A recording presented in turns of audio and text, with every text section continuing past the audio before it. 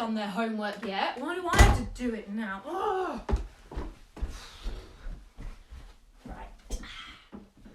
Best TikTok dance. Hey Becky, how you doing? Whoa!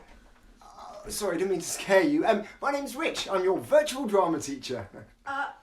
Why are you in my laptop in my room? Because I'm here to help you with your Woman in Black homework. Oh, not you as well. You're as bad as my mum. Oh, I bet you're not this rude to Joe Wicks when you're doing your PE in the morning.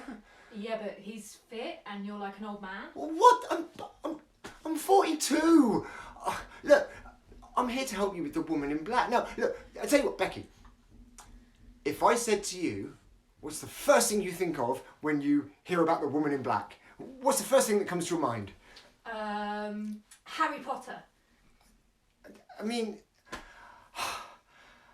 Daniel Radcliffe, who played Harry Potter, was in the.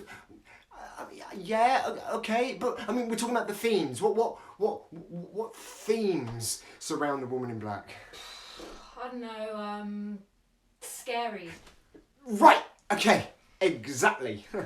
And I'd say no.